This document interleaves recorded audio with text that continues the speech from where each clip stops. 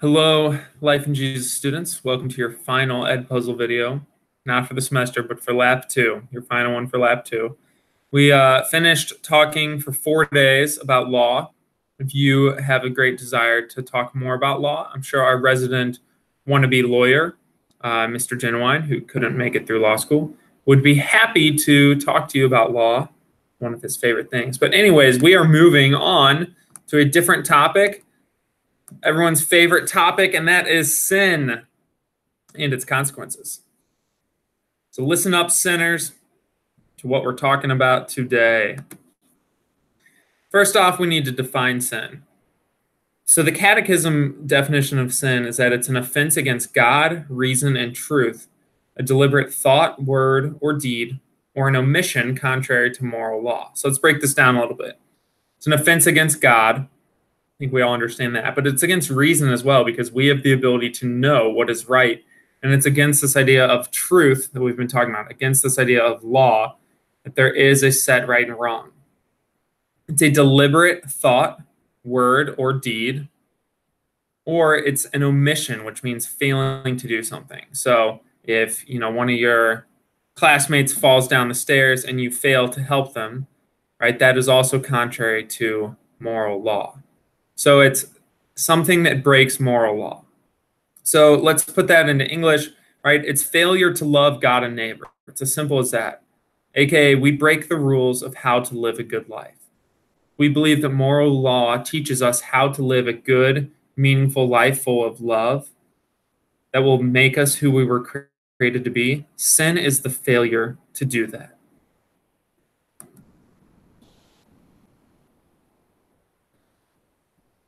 The Gospel of John is full of imagery, and Jesus talks about sin using 2 images, and I think these really can help us understand it.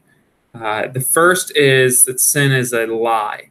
It's a lie against the truth, and this is what we've been talking about with the idea of sin as slavery in some ways. So sin is a lie because we think we will be fulfilled, but we actually become enslaved. So whether that's gossip, whether that's drinking, whether that's drugs, whether that is an unhealthy relationship, or any other sort of addiction, that sin is a lie because we think that sin is what will fulfill us. We think that's what will make us happy. And then more and more, our mood becomes reliant on those things. So it's a lie against the truth because it's not what will truly make us who we were created to be. But I think in our heads sometimes we often think this is what we need. If you go back to the sin of the first humans of Adam and Eve, right? They think that this is what they need. They need that knowledge of good and evil that the apple provides. That's what they want. And it was a lie. It was a lie against the truth. And then the second image is that sin, there's all these images of sin being done in the darkness. And I think this speaks to the fact that we know sin is wrong. That sin not is physically done in the darkness, though certainly that can happen at times. But what Jesus is more saying in the Gospel of John is that sin is something we are ashamed of, that we don't want others to know about it. Like when you have good news, when you got an A on a test, you want others to know about it. You go home and you tell your family, you tell your friends, but nobody comes in and is like, hey, guess what I did? I cheated on my boyfriend. High five. And you can't see me right now, but even though you can't see me, I just raised my hand for a high five. So if you want to give me an air high five, go for it. But nobody is proud of sin. Right? For the most part, people aren't proud of the things that they know are wrong. Because I think at the heart of it, we know that it's a lie against the truth. And so we try to keep it in the darkness. We try to keep addictions secret. We try to keep our sin and our guilt away from others where they can't see it.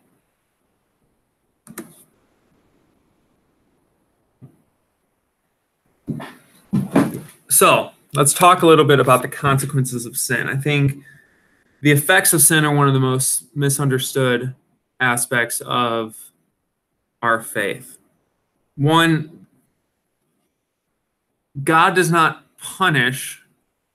cause bad things to happen to people who sin. So this idea that certain people get sick that certain people would get cancer, or that there would be a tragic event that happened to someone because of their sin is not how it works. But there is a famous line from one of Paul's letters that says the wages of sin is death, that death is the natural result of sin. If we think about this idea of moral law, it teaches us how to live a good life, it teaches us how to live in peace and harmony and love with others. So what happens when we break that law is that we lose that sense of peace, we lose that sense of harmony, we lose that sense of love. And so sin, right, over time leads to hell. And again, let's not think of hell as a place. I think so often we think of it as this like fiery place where we're tortured. No. It's a state of total deprivation of God.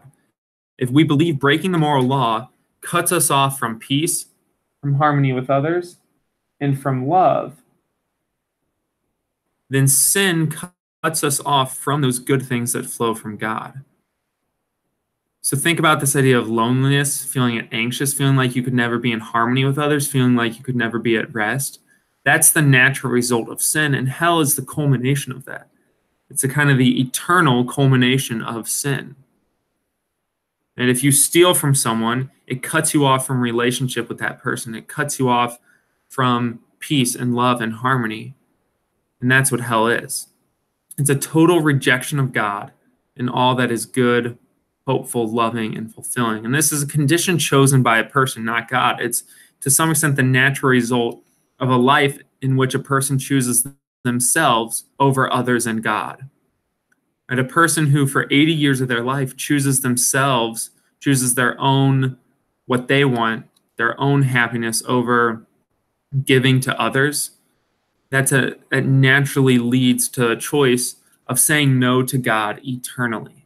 But it's not that God damns someone to hell. It's that a person completely turns their back on God, and thus they have eternity full of just themselves, right? Themselves and all their shame and guilt and loneliness and anxiety, which is actually in some ways a much scarier idea than this kind of torturous, fiery underworld. This idea that we are totally cut off from community, we're totally cut off from peace, from the love that flows from God.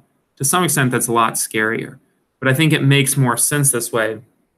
Breaking the moral law, which is meant to allow us to be free, to live happily, will naturally lead to a place where we are not free, where we're enslaved to ourselves, we're enslaved to our vices and our flaws, and where it's really impossible for us to be truly at peace and truly happy.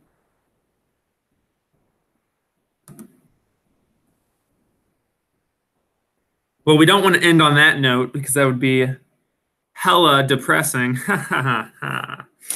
Oh gosh, you're like, Mr. Schonhoff, shut up. Anyways, the good news is in the New Testament, Jesus emphasizes God's forgiveness and God's healing all throughout the New Testament. There's 4 main ways Jesus does this. 1, Jesus eats with public sinners. So Jesus chooses to eat with tax collectors who are hated by everyone, with prostitutes who are looked down upon, spat upon, with those who are known to be public sinners. He was a companion to them. If you break down the word companion in Latin, it means cum pan, which cum means with, pan means bread, someone who breaks bread with. He was a companion to, he broke bread with public sinners. Think about you choose to eat with the people you want to identify with. That's what Jesus did. He wanted to identify with sinners. He also routinely forgives those that he encountered. There was the woman caught in adultery who many people were trying to stone, and he routinely forgives. He forgives her in front of everyone. He forgives those that he encounters. He tells parables of the lost sheep, the prodigal son, right, of a God who is willing to go out of God's way to save just one lost sheep, or a God who is constantly willing to forgive his children even when they run away, even when they reject God's love. And then he tells his disciples that they must lovingly forgive. They say, is it enough to forgive 7 times? And Jesus says, no, you must forgive 7 times, 70 times. This doesn't mean just 490 times. This was meant to reflect eternity, perfect number. And so it meant you must perfectly forgive others at all times. So what does this tell us? I think it tells us God wants us to be free from the slavery of sin. God wants us to be free from shame, from isolation, from this lack of fulfillment, from this restlessness, and ultimately death. That's why God sends Jesus, because God wants us to be free from the consequences of sin. God wants us to be free. God doesn't want us to carry the burden of shame, of isolation, of lack of fulfillment. God doesn't want us to be enslaved. I think one of the most beautiful images of God in the Old Testament, right? He sets the Israelites free from their captors, from their chains.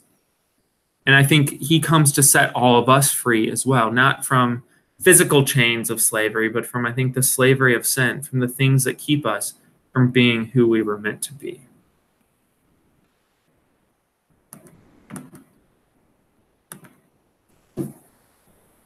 Wow, Mr. Schonhoff just got really deep with that sin and slavery stuff. And now he's being weird. All right, anyways, that's it for today. Look forward to discussing this in class with all of you sinners. I'm a sinner too. And have a great day. As always, like, comment, and subscribe.